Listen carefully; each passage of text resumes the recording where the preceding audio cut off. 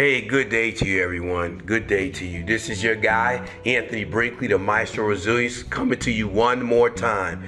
And I was sitting here thinking about something, and the point that came to me today is, how do you handle when things get difficult in your life? What's a way of handling difficult challenges? And the reason I say a way, because there's many ways. And I think one that kind of eludes us from time to time is gratitude. Gratitude is an amazing thing. And I was talking to someone earlier today, and they're like, hey, what's going on with you? And I told them, hey, you know what? I tweaked my back a little bit, and this happened and that happened. And I started like ticking off a list of things that were bothering me. I wasn't sad or frustrated, but I was just saying, these things I'm not really happy about right now. These things are causing me a level of discomfort. And it hit me. I had to check myself. So I want you all to do something in the point of reflection, and even maybe in the point of an activity moving forward. And that is, when you look at the things that we have lost, and I go back to the pandemic where I lost family members. I lost people that I love. I lost people that were really close to me. And actually within the last few weeks, I lost some people that were close to me. And then I lost some things as far as the ability to do things. I lost sense of mind. I got frustrated. I got depressed. I'm gonna be honest with y'all. There was moments where I was like, man, what's really going on? And then it hit me one day. Take an inventory of what you have. So what I did was I started writing down things I had. I said, wow, my health is actually pretty good. And I'm actually in a pretty good state of mind. I have a decent place to live. I have the best family and friends in the world. My car is actually working. It was a time where my car wasn't working, and now my car is working.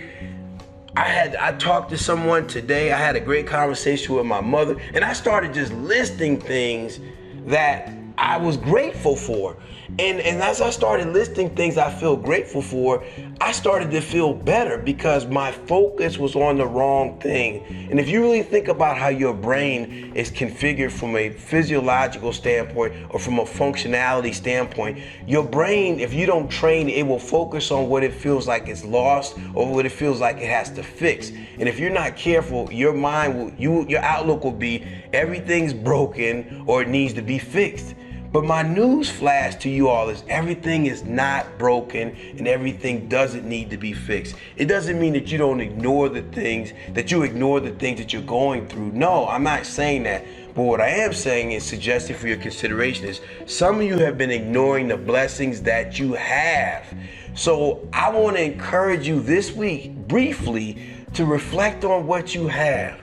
And if there's somebody you haven't connected with, starting with yourself, reconnect with yourself.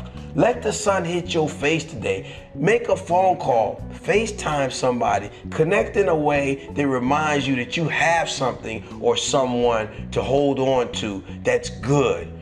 The reason I do these things, there's times my son Isaiah and myself, we're like, hey, this week we gotta do another video. And sometimes it becomes a task, it becomes a chore. Not that we're complaining, but we wanna give you stuff that's quality. And there are hours that's put into doing this. You know, when Isaiah does the engineering and post-production stuff, there's a lot of work.